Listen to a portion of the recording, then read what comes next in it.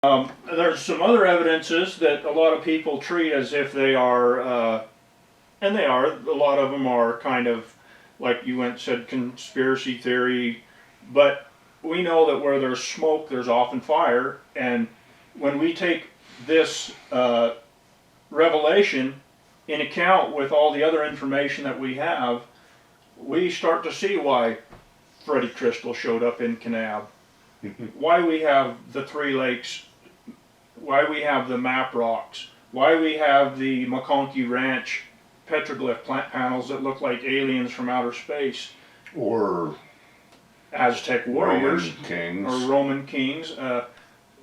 We start to see, anybody that's done enough research like you have, I'm not going to say I have, I've done a lot of research, but I'm not on the same level as you, and a lot of the stuff I've got You're just on a different level. All right, I'm on a, yeah, it's not a higher level.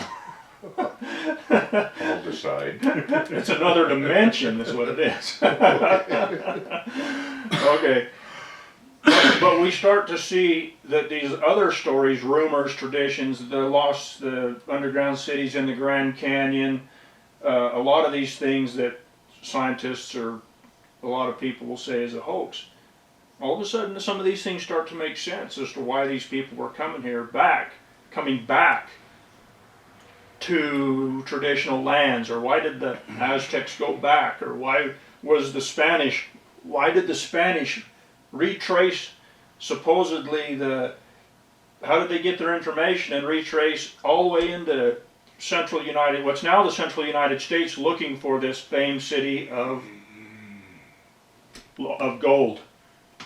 Should we tippy-toe into that a little bit or save it for another segment? It's probably too big for this segment, but I just wanted to touch on it a little bit. Let me tease them a little bit. Columbus, did that come out kind of weird? Columbus? Columbus. What you got in your coffee? Hey, I've had a chest cold all winter long. So get off my back. Columbus knew exactly where he was going, okay, and he knew what he was going to find, and I don't care what this other guy, I can't even remember his name, that was writing all these letters to him, and Columbus knew where he was going. And he had enough information that he was able to convince the Queen to support him. That's exactly what convinced them, is because they knew this place existed. They knew their ancestors had been there. This information has started getting handed down ever since it was first created. And you can read about it in the first book of Kings. Yes, the Bible. Yep. A little story about King Solomon when he sent his friend, the king of Tyre, Hiram, to this mythical land called Ophir, which, of course, the academic world, because they just can't conceive something so big. That men could get on a ship. You notice they always blame Africa? Yeah. Okay. Well, it had to be down in Africa. Yeah. Okay, it wasn't in Africa. And the Queen of Sheba wasn't from Africa. It's a cool story, but we're not going to go there right now. Right. This information, this is what the royal bloodline is all about. His descendants from King David, King Solomon, all of them, that's royal bloodline. Trying to preserve their... Any information that was acquired then and acquired later and so forth is handed down from one royal family to the next.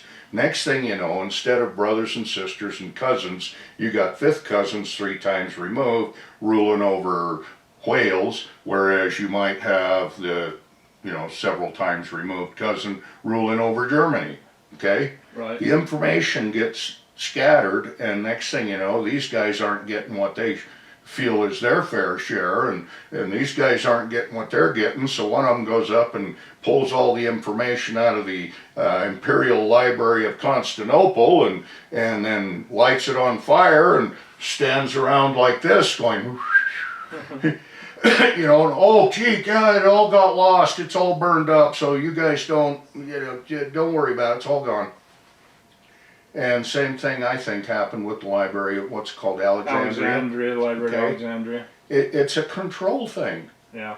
And what is it that's over here that is So important they gotta so hide. important that they have to go through all this trouble to change history and hide history? Right.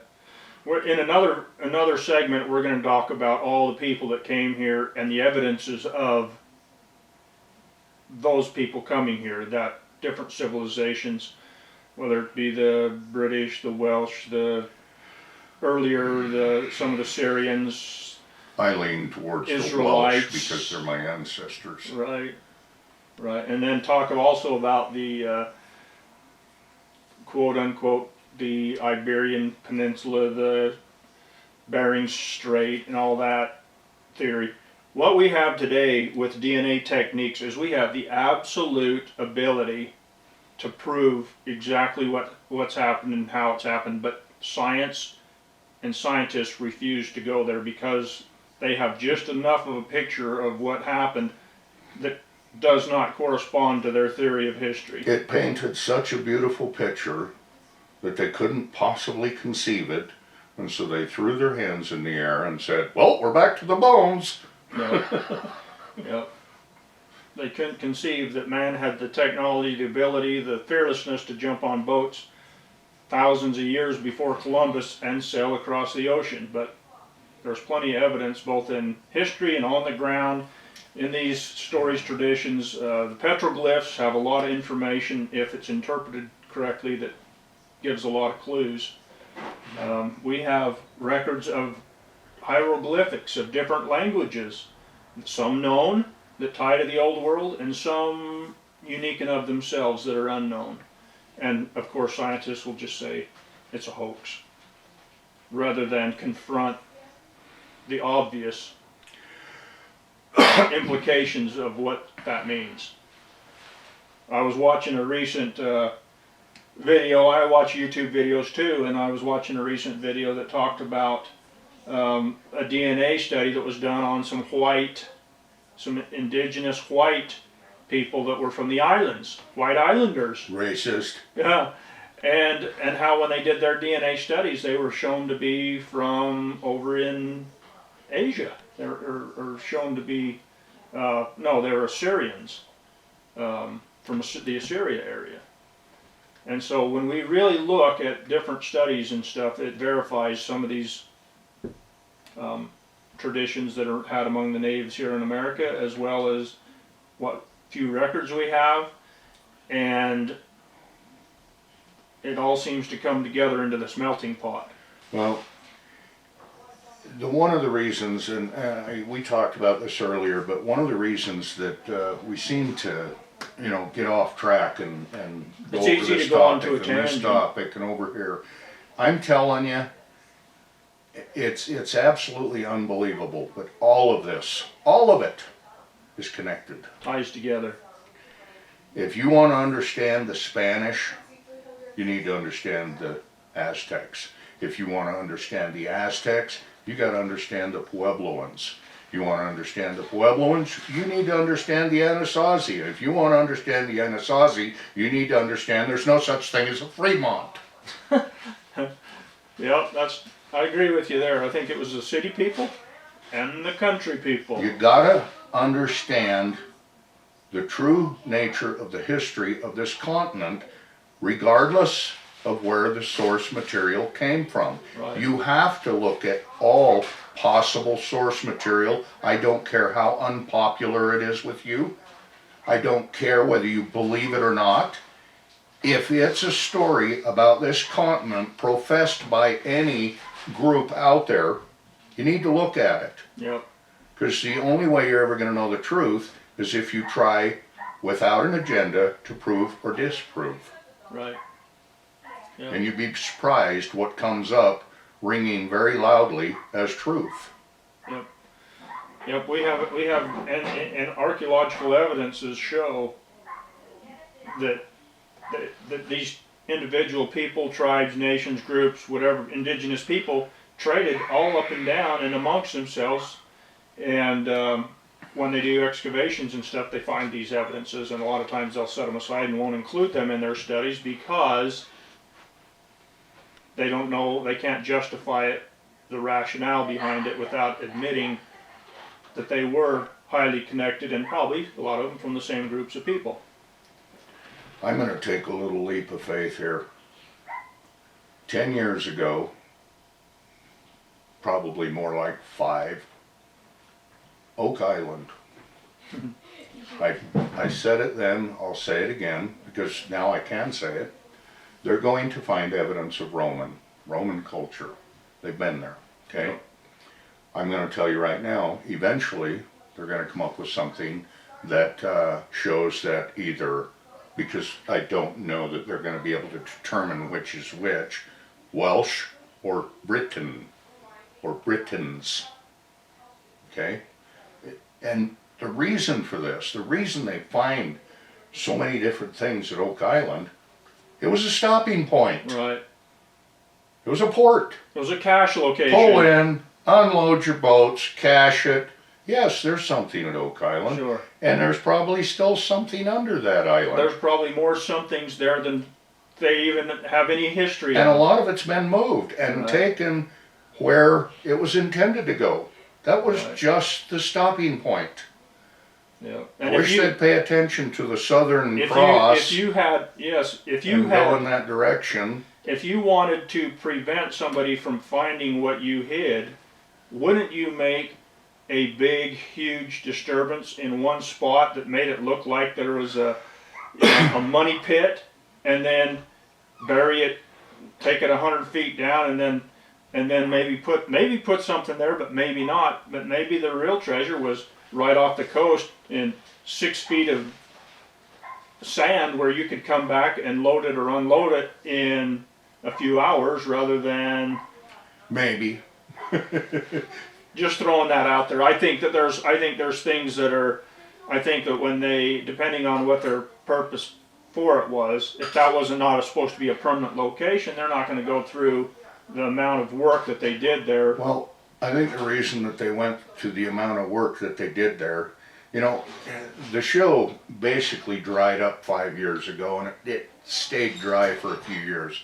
Last year it started getting interesting. This year it's getting even more interesting. I'm not going to get hung up on all the commercials. I'm not going to get hung up on the 15-minute repeats of what you saw the week previous. Right. Okay, have a little patience. Watch the show. Pay attention to the details, to the things that they're finding. They're significant. Sometimes the most significant evidences that you find are very, very small.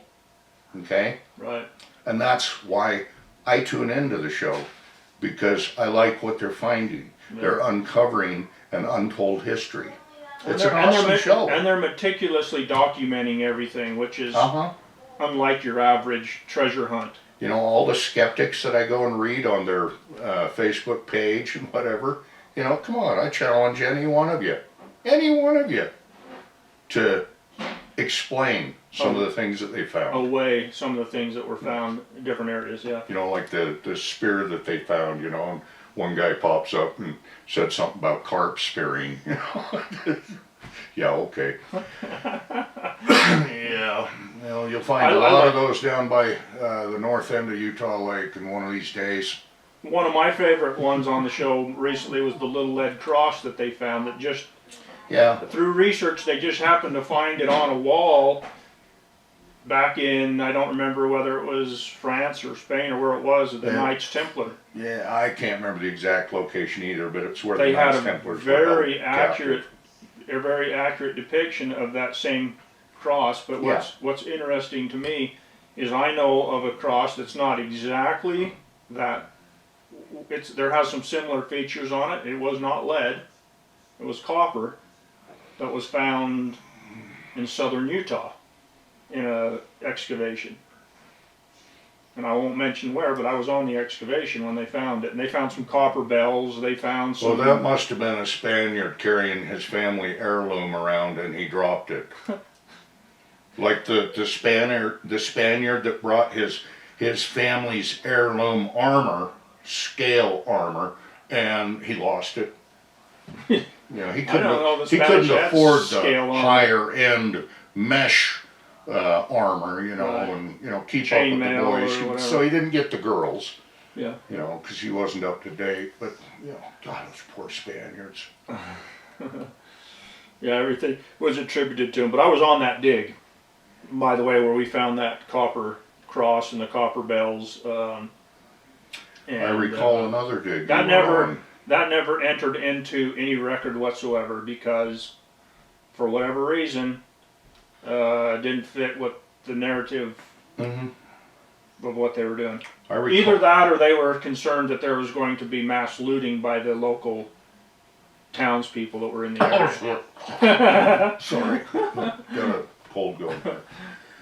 I recall another little artifact that you found on a dig that didn't quite fit. Well, that was close to that area, but that was on a survey.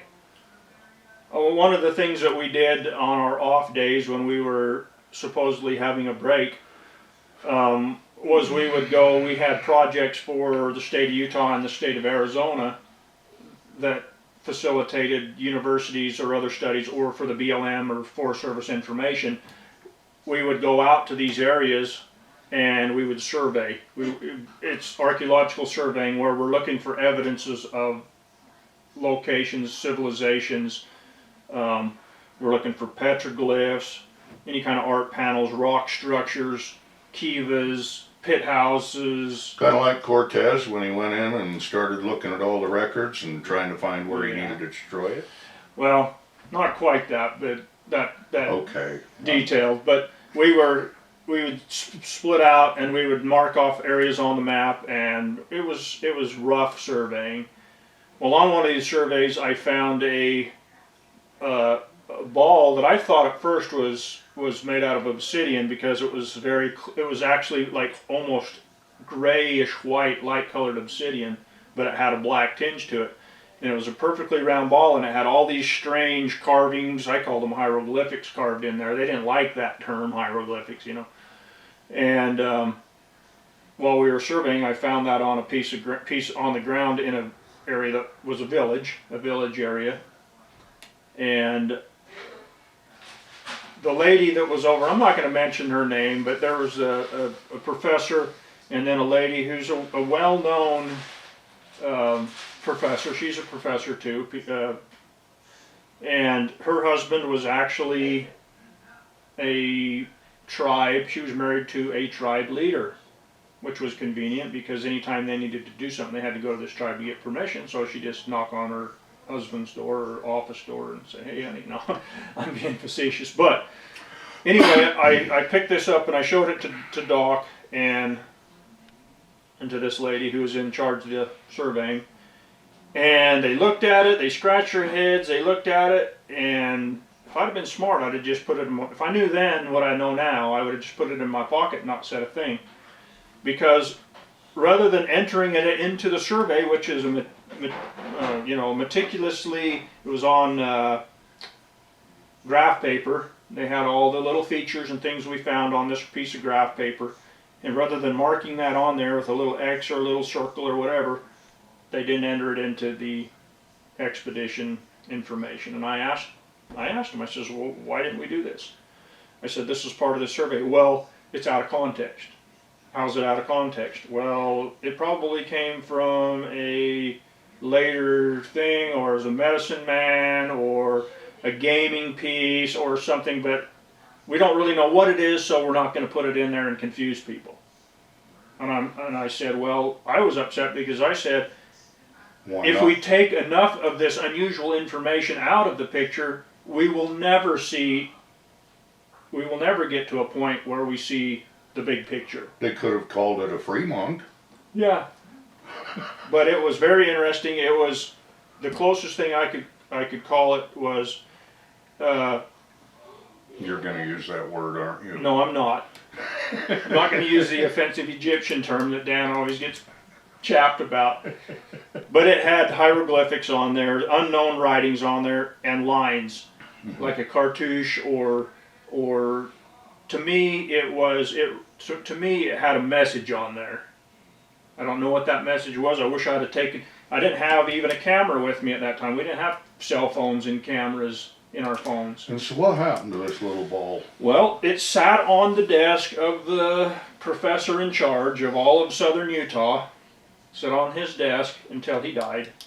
And when he died, I'm pretty sure that the lady that was in charge of the expeditions, and she's now down in southern Arizona somewhere, ended up with it. But it never went into the record. It was never on display. It never went into our survey information. And I had enough of those experiences that I lost respect for what was going on there. I lost respect for academia, and decided that if I was going to ever find out any information, truthful information, I was going to have to do my own research. And unfortunately, to go out and gather information and things like that, they've made it illegal through the Antiquities Act and everything, so you've got to be very careful. You've got to document things. And so that's what's kind of grown into this Napa Research, is the nonprofit organization that we put together, chartered, to be able to study these things and get funding from like-minded individuals that want to know and understand the true history of the past, and be able to go out and document it photographically, whether it's surveying or through research, and then document these things so that if somebody from the scientific world or any eluder or whatever defaces, takes, or steals these items, at least the information will not be lost to history. Right. For example, we don't know how important it could be, but that little ball, if you hadn't have just told the story, okay, that piece of information is gone. That's right. Forever. Nobody will ever know that little ball was where it was. Right. Okay? You'll never know.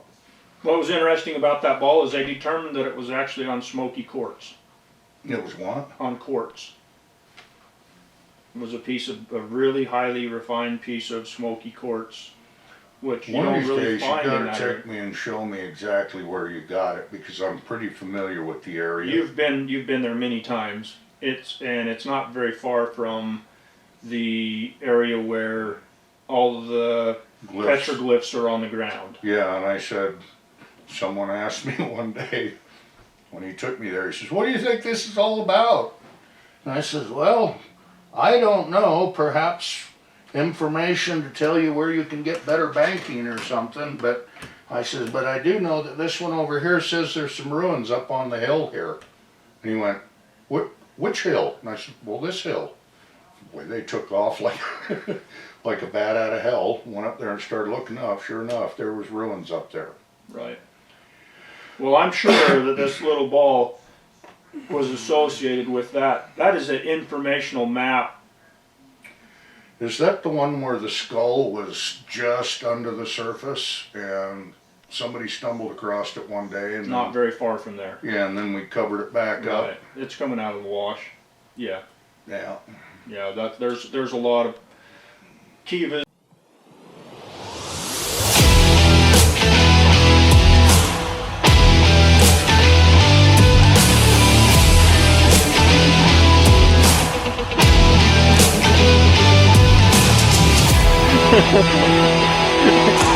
It's lighter than a 50 caliber, huh?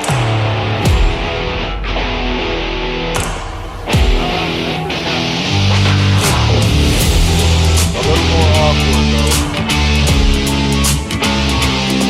Whoa! Oh, dude, now I hurt my shoulder for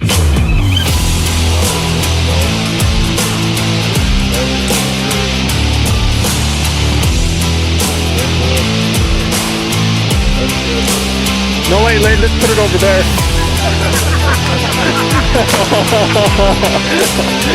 Hey! Good day.